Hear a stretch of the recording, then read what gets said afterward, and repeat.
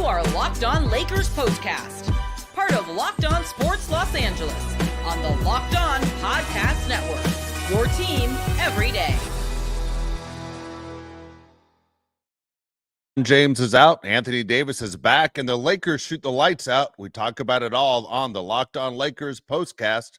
Get ready to tackle the NFL action with FanDuel, America's #1 sports book, because right now new customers can bet $5 and get $150 in bonus bets if you win. Big night for the Lakers. They continue their winning ways back home for the first game of 4 games at home for the Lakers. So it's a good time for the Lakers as they keep winning heading into the new year. Again, the Lakers will wrap up the 2024 season, so to speak, at least the calendar, on New Year's Eve. The Lakers will host the Cleveland Cavaliers. We'll talk more about that game coming up, but should be extremely exciting.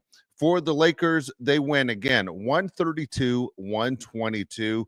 And let's look at what happened, because we find out throughout the day that LeBron James wasn't going to play. LeBron James is sick due to illness, and you find it out, as you know, so many of your friends and family, all of a sudden around the holidays, they're extremely sick. So it was disappointing to hear that LeBron wasn't going to be there after he played so well against the Golden State Warriors on Christmas Day. So the Kings are going to see what we can do against the Kings, as the Lakers have now faced the Kings 3 times in like 8 days. It's been a lot of Kings basketball, but at the same time, I'd face the Kings every single night if it means getting a win. The Kings come to town 13-18 on the season. They just fired Mike Brown. Former Laker, former King Doug Christie is the new coach for the remainder of the year. The Lakers come into the game at 17-13, and you have a new starting lineup because LeBron James isn't available. Anthony Davis, he is back. Thank goodness. That ankle injury only lasted 1 game against the Warriors. He's back. Rui was there. Austin Reeves, Max Christie, and Gabe Vincent is the one that was able to step in LeBron James' spot in the starting lineup. So the Lakers, as we know, 10-2 coming into the game against teams with a losing record. Those losses, of course, against the Pistons, still not over those losses. First quarter for the Lakers, though, you look at to see what were they going to do? What kind of reaction would this team have? Kind of actually the reaction I expected. Many times when you see a superstar that is not there, it's an opportunity for guys to know, number one, they have to pick up the pace. They have to sit there and cover for the person that's not there. But also, it's an opportunity of how many times you don't shoot the ball, or that you rebound, or you're looking for assists for that superstar. It's a chance for really guys to kind of make a name for themselves. And so whether that's a Max Christie, whether it's a Gabe Vincent, guys that figure, you know what, I know I'm an NBA player. Maybe you'll never be LeBron James, and chances are you won't. But it's still an opportunity to impress either to the coaching staff that you have, that there's an opportunity for more minutes, or who knows? We talk about trade deadlines. Is there a player on this Laker team that maybe can become an asset for another team where they get more minutes and a chance to show what they can do? And there's not a player in the league that doesn't think they're being basically underutilized. And so for the Lakers, their starting 5 that came out, they came out on fire. And it really started with Austin Reeves and his ability to distribute the ball. Austin Reeves was outstanding in the first quarter. We'll get into how his game finished up. But in the first quarter, Austin Reeves was amazing. Anthony Davis was amazing. He picked up the pieces as well. So the way it ended up was Austin Reeves and Anthony Davis, both guys had 10 points in the first quarter. AD was perfect, 5 for 5 from the field. And this is kind of what you want to see from AD. And, you know, for years, it has always been talked about that LeBron James was going to basically hand over the torch, the Laker torch, to AD. And then, you know, the chance we've heard in the past, the MVP. AD doesn't always play like an MVP night in and night out. And then he has the history of being injured. The last year and a half, he's been better than he has been in his previous years with the Lakers as far as staying healthy. But when you see a non-contact injury and he goes down against Golden State, it becomes extremely frustrating. And a game that, you know, we want to beat the Warriors. And at the same time, it's Christmas Day. And not saying a player's ever Jake can get. It's just you wonder how tough is AD, especially at his age. Big guys often retire much quicker than the smaller guys. And so you wonder how long can AD play at a top performing level. Well, he 5 for 5 in the first quarter. That was outstanding. Austin Reeves, though, not only the 10 points, but the 6 assists. So you know it's going to be a big night for him. 6 assists in the first, that's like LeBron James big-time numbers in the quarter. And that's what, you know, you need. That's what the Lakers need right now. That's what they weren't getting from D'Angelo Russell when he was in the starting lineup. So Austin Reeves, you know, you can argue that he's probably the team's best point guard at this time. Lakers shot fantastic, by the way. 74% from the field, 6 of 8 from behind the arc in the first quarter. Just amazing how well they shot. The Kings did not shoot bad at all either. I mean, the Kings on any other night, and for a Laker team, I would take this any other night, 59% from the field, 5-11 3-point shooting range. But at the same time, the team lost the quarter, 40-31. So Malik Monk, De'Aaron Fox, they led the Kings with 8 points each. The Lakers, though, went on an 18-8 scoring run to end the quarter, which was outstanding. And you're going, this is going to be one of those nights the Lakers need where maybe they can rest a little bit. They're back at home, and then we can look at some of the bench guys. Well, it didn't exactly go that way. The Lakers did not win every single quarter. They were on and off. Second quarter was extremely sloppy. Lakers were outscored 35-25 in the second quarter. Lakers went over 4 minutes without scoring a point at one point in the quarter, and that was extremely frustrating. Like, how can this be? How can you go over 4 minutes in an NBA game and not score? Missing free throws, turnovers, sloppy all over the place. The Lakers were terrible at the line, and the sloppiness with the turnovers and not scoring, that becomes frustrating. What becomes even more frustrating, I'm sure, from the coaching staff, and I know for fans, because one thing to be a fan and know that, hey, I'm not good enough to be out there, but at the same time, I know what good basketball is. But when you're seeing guys on the team that aren't going after loose balls, that becomes frustrating. Whenever you can question a player's effort, that becomes extremely frustrating for a coach, for a fan. And you saw it tonight in the second quarter, because not only they're loose balls, but when I say, go for a rebound and the ball bounces on the floor, when you have guys that are this big and their wingspan, the ball should never bounce on the floor, basically. And for a ball to bounce away from a Laker player and then be rebounded by a Sacramento King, it's frustrating. And you saw it over and over again in the quarter, and that's why they were outscored by 10 points. The Lakers thought they had this game in the bag after one. The energy level dropped a tremendous amount, and it was frustrating to see that the Lakers let the Kings back in this game. Anthony Davis had 7 points. Rui had 6 in the quarter. But the Lakers gave up 9 points on turnovers. The Kings gave up 0. The sloppiness right there. And so I'm kind of curious to know what was said at halftime. What was the message at halftime to point out to them that, hey, this isn't the effort we need. We need to come out and play like we did in the first quarter. The game's not over till it's over. Everything that J.J. Redick, Nate McMillan, Scott Brooks, any of those things those guys might have said to the players to get them to come out. Because at the half, the Lakers were losing 66-65. So when you're down by 1 after you're facing a team that just fired their coach and a team that you just swept in their home court in back-to-back games, how does that possibly happen? Lakers at the half, looking at the numbers, Anthony Davis had 17 points. Again, he was fantastic. 7 of 8 from the field, 8 rebounds. Rui was great, always the most underrated guy maybe in the NBA, 13 points, 3 of 3 for 3-point shooting, 4 rebounds. Austin Reeves, 13 points, 5 of 6 on his shots, 7 assists. But the 3 turnovers are frustrating. And that's where it's always frustrating with the Lake turnovers. And people who want to say, well, LeBron, man, he has too many turnovers. Austin Reeves is doing the same thing. At that point, the Lakers only had 6 turnovers at the half. 3 of them were by Austin Reeves. So as well as he was playing, he was still hurting the team with the turnovers, because those turnovers can either turn into 2 or can turn into 3 points every single time you do that. So assuming, let's say, the worst case scenario, those 3 turnovers equal 9 points and you're down at the half, are you pointing the finger at number 15? I don't know. DeMar DeRozan, 14.6 assists. He was the high point man for the Kings at the half. De'Aaron Fox, 12.6 assists.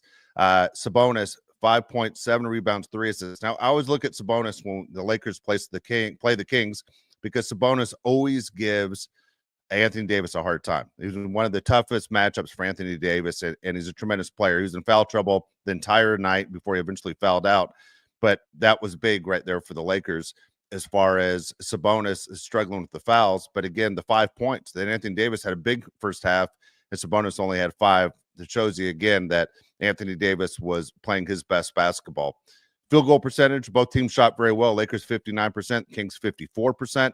3-point shooting, Lakers were 9 of 17, 53%. I mean, through the roof right there. That's exactly a dream for J.J. Redick, who preaches 3-point shooting all the time. The Kings shot 26%. Assists, Lakers 15. Kings had 24.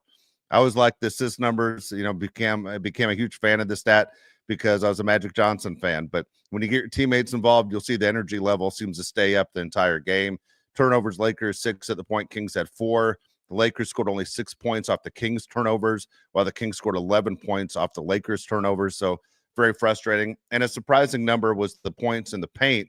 The Lakers had 26, but the Kings had 38 points in the paint. And this is what we talk about all the time with the Lakers. You're hearing all the rumors that they're going to make a trade for a big man, somebody to help Anthony Davis out. But at the same time, 38 points in the paint, that's one of those where Rob Pelinka, you're thinking, is he pulling the trigger sooner than later on making a trade? Because even though they're going to get Jackson Hayes back, this Laker team needs to do something as far as bringing players in to help round things out, to basically make them a more dangerous team, a team basically that they can count on to say, you know what, this is not just a team that beats teams under 500.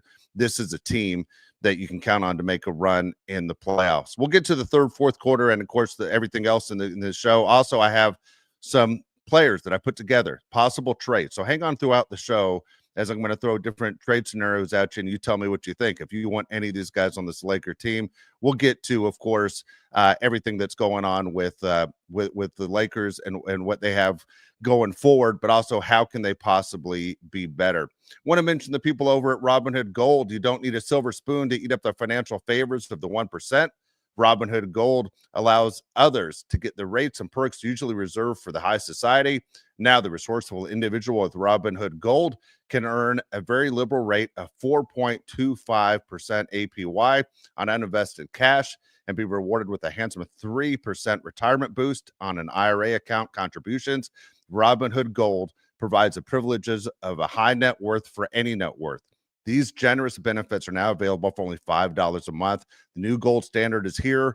Robinhood Gold. Sign up at robinhoodgold.com/gold. That's Robinhood Gold. Robinhood.com/gold. I'll give that to you again because I messed it up. Robinhood.com/gold. Terms apply for product specific disclosures. Visit Robinhood.com/gold. Investing involves risk. Rate may change. Gold membership is offered by Robinhood Gold LLC. So looking at this Laker team right now, as we see and say, okay, at the half, the team is trailing. What can they possibly do to get better? What's the issue right here? Why does this team continue to struggle?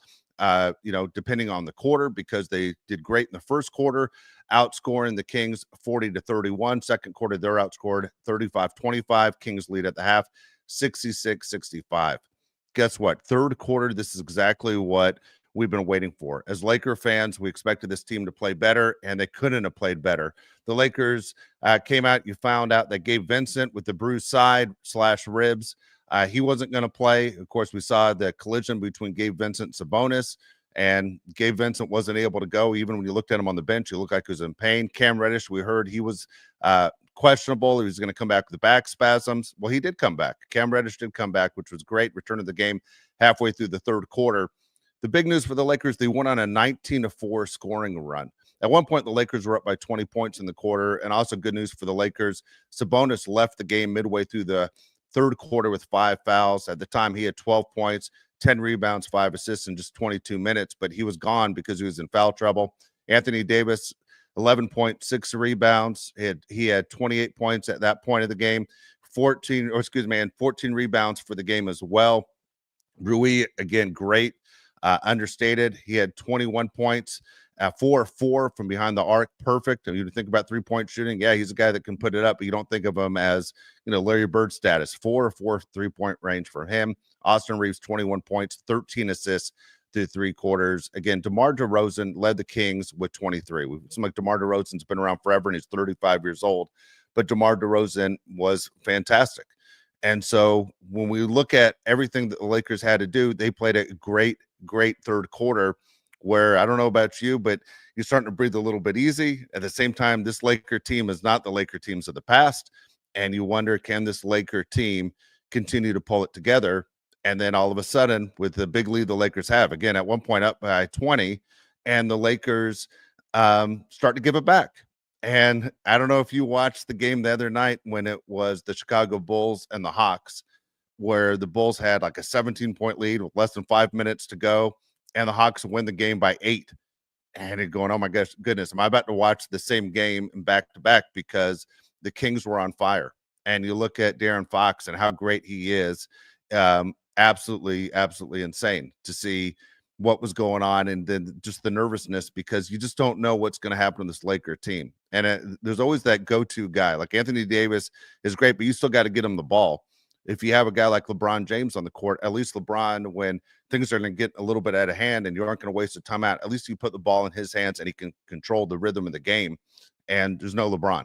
So you don't have LeBron. You're looking at the other guys. You're looking at Austin Reeves. You're looking at some of the other guys the team normally doesn't rely on for crunch time. And you're saying, okay, it's up to you guys to sit there and make this thing work. So even though the Kings got close and you're a little bit nervous and you're looking at the time left on the clock and you're saying, what do the Lakers have to do? The game got close. The Lakers were able to answer back, and that was big. That's a sign of maturity.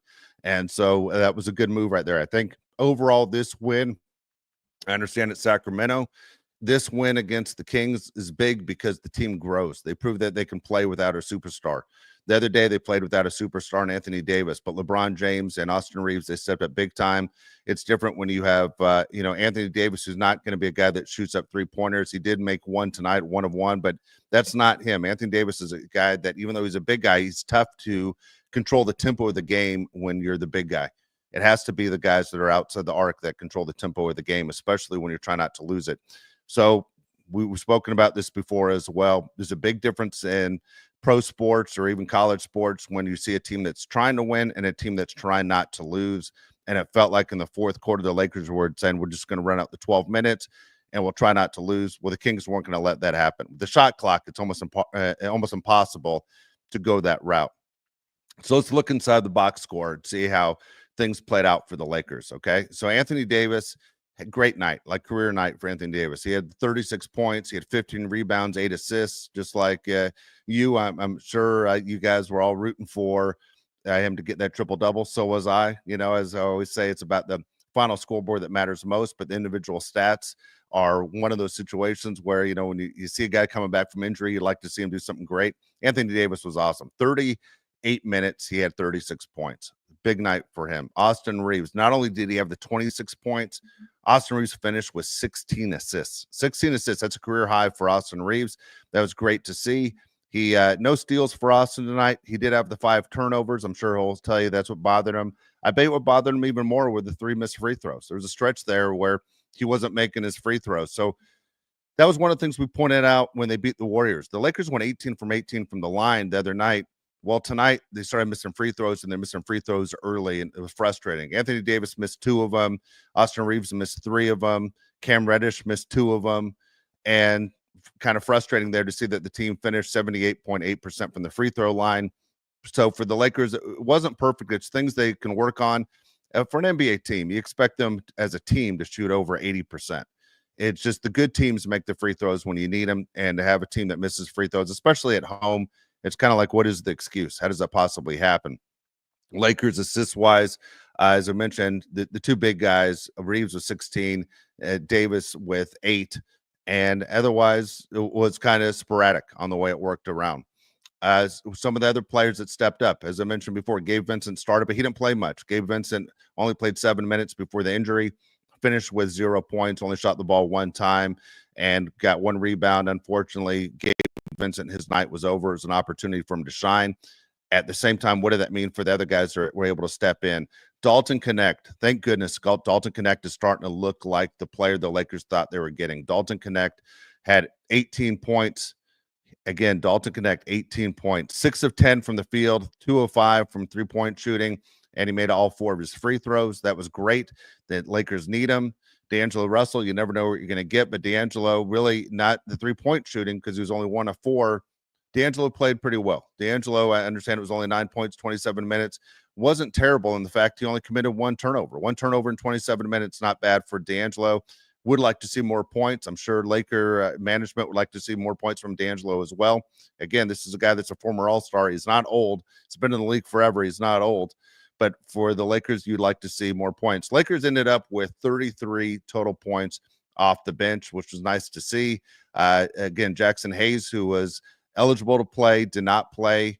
Doesn't sound like he's in game shape. He's not exactly ready to go, but he's a guy that in the meantime, until they trade for a big guy, Jackson Hayes will be a guy that will step in and kind of help defend the middle. something that the Lakers can need. Again, the guy can jump very high with long arms, a guy that basically creates an obstacle in the paint for the other teams.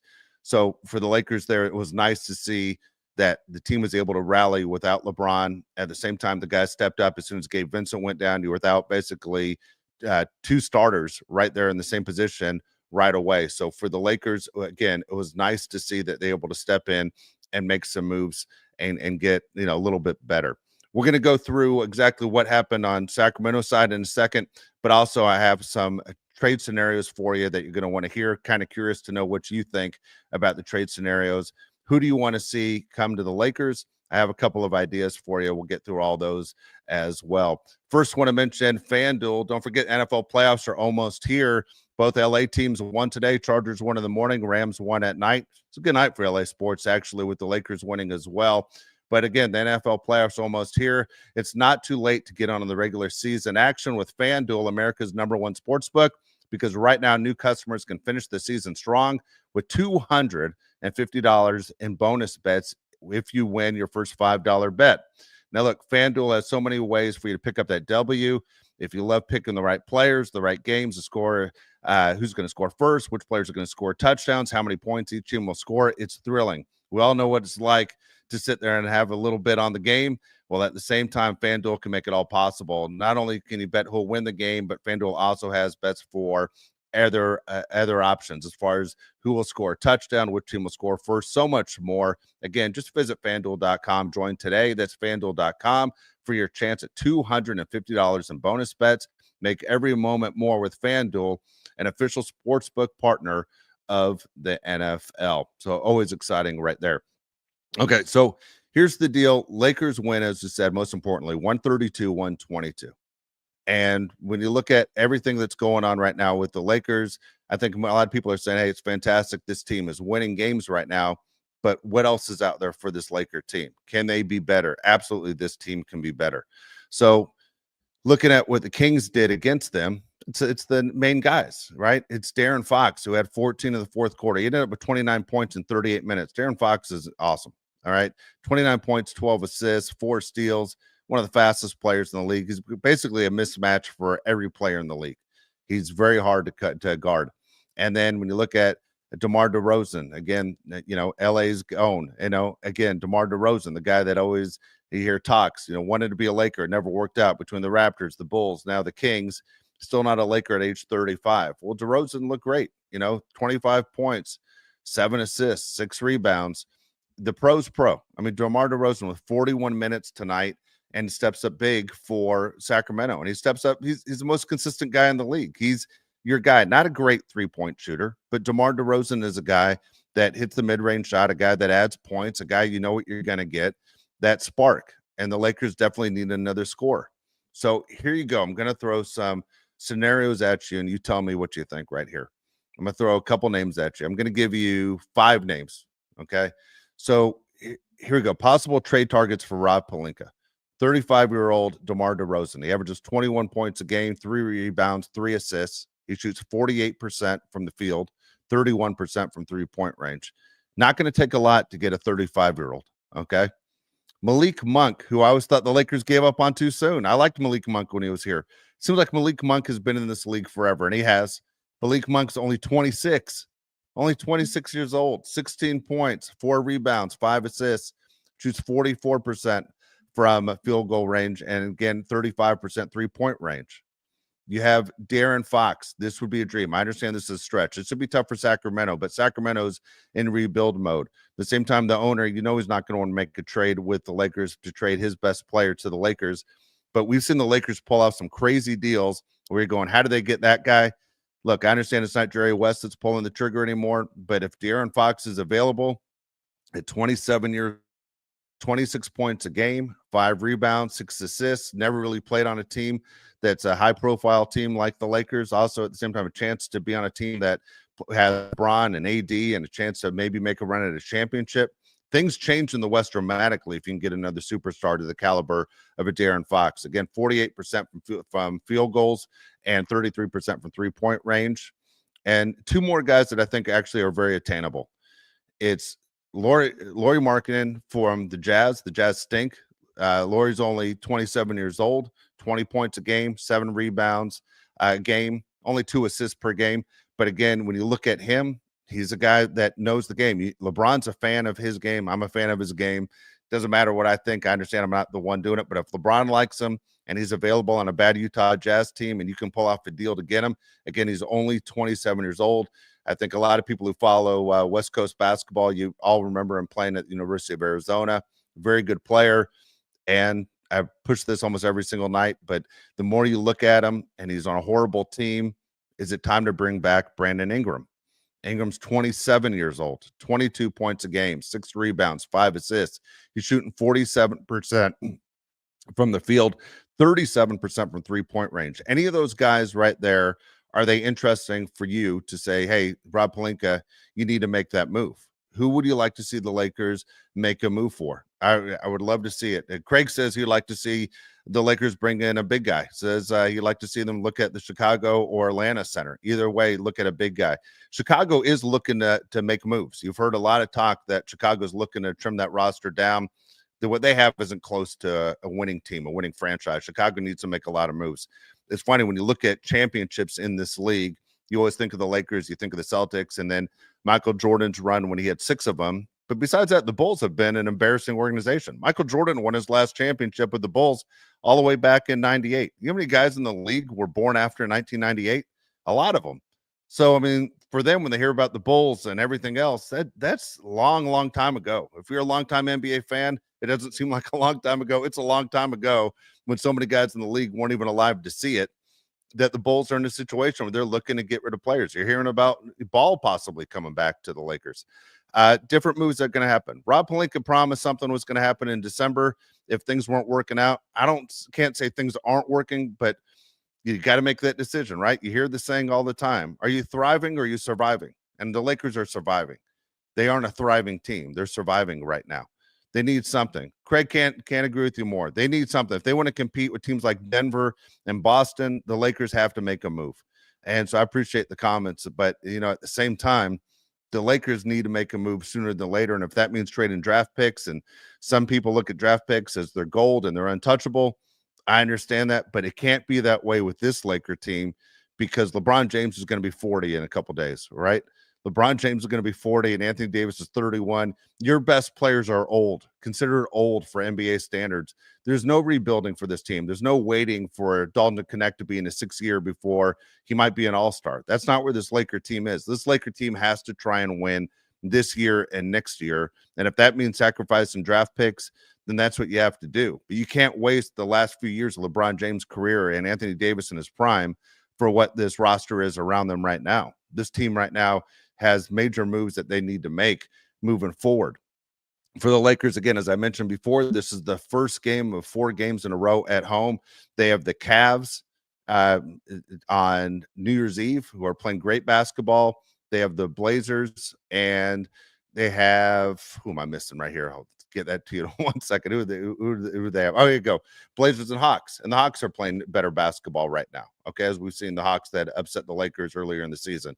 So again, you have the Kings tonight, you have the Cavs, you have the Blazers, and then you have the Hawks before you hit the road to go to Houston.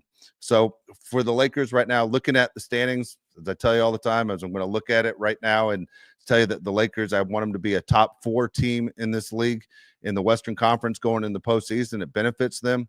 The Lakers right now are moving up. Things are going in the right direction. They're at number 5. As of right now, this team is at number 5. So pretty good. They're 18-13 at number 5. Who's in front of the Lakers that the Lakers can pass? I'll tell you right now, number 4, where I want the Lakers to at least be at a minimum, it's the Dallas Mavericks. We all know Luka's going to be out, looks like probably close to a month. Luka, with him out, can the Mavs continue winning? It's going to be a little bit tougher. The Mavs are 20-12. Lakers are a game and a half behind the Mavericks right now. They can be there. Right now, the schedule benefits the Lakers to make a run in January. The team in front of the Mavs are the Houston Rockets at number 3. They're 21-10. They lost their last game, but they've won 6 of their last 10, so 6-4 in their last 10. Memphis is playing great basketball, 8-2 in their last 10. They're the 2 seed. And Oklahoma City, 10-0 in their last 10 games, continue to win. Oklahoma City's running a 10-game win streak. Again, 25-5. I think if you ask people, even Oklahoma City, they're probably ahead of schedule what they thought the franchise was going to be. Again, missing Chet Holmgren for the majority of the first half of the season, and the Oklahoma City Thunder continued to run. Behind the Lakers, I'll give it to you real quick. The playoff teams: Clippers are 6, Nuggets are 7, Minnesota's 8, San Antonio is now number 9, and Golden State is 10. Phoenix Suns not in it. Is all the talk that Kevin Durant could be traded again? Could the Lakers be a team that makes a run at him? Telling you right now, the Lakers get Durant. We have LeBron, Durant, and AD. That's now your favorite to win the NBA championship. That'd be amazing right there. As we said before, the Cavs are the next team to come to LA on New Year's Eve. That's 6 o'clock tip-off. The Cavs are the number 1 team in the NBA right now at 27-4. Continue their winning ways. They're 9-1 in their last 10. They've won 6 games in a row. Cavs also play well on the road. They're 10-3 on the road right now. Again, it's a long trip for LeBron James. We hope he feels better. We know LeBron wants to beat his former teams. Nothing like wins for LeBron against Cleveland, against Miami. And of course, you have the Boston Celtics are the number 2 seed. But really, it's a 2-team race, I think, as far as people that honestly feel who can win a championship in the East. And it's the 1 and 2 teams. It's Cleveland and it's Boston, whereas in the West, it is much tougher all the way around. And so for the Lakers at the number 5 seed tonight, that's exactly where they're at. That's they're moving up. The way the schedule benefits the Lakers moving forward, things should be going in the right way. So we'll figure it all out right there. So again, join me on New Year's Eve if you're around. Again, the game's a 6 o'clock tip-off. You have plenty of time to watch the game. You got 30 minutes for me on the Locked On Lakers post-game show and get a chance to talk a little Laker basketball. Again, I want your suggestions. Who do you think they need to make a trade for? I say all the time. I see BC in the chat says big win. You got the Rams winning. You have the Lakers winning, Kings winning, Chargers win as well. Look, 2 NFL teams in LA. Both of them are going to the playoffs. You got 2 New York teams. Neither one's going to the playoffs. Absolutely love it. Love the fact Teoscar Hernandez is back with the Dodgers. I'm a huge Dodger fan as well. So I know most Laker fans, you guys are Dodger fans with me.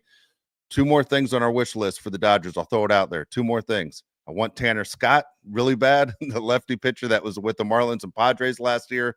And I want Sasaki. We get Tanner Scott, we get Sasaki. Dodgers are running this thing back. They might run it back anyway, but it was great to see Teoscar Hernandez re-sign with the Dodgers and move forward. So, again, this is a city of champions, man. We love our LA sports. We love our LA teams, and it helps when teams like the Lakers win when they're supposed to win on a Sunday night. So we'll get on out of here. Again, thank you so much for joining me.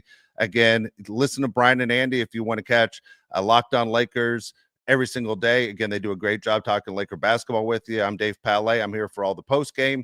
Again, Locked On Lakers post game with me, and I appreciate your comments and you guys sitting there with me throughout the season. We'll see you on Tuesday night and give you plenty of time to go out and enjoy the new year. Take care, everybody.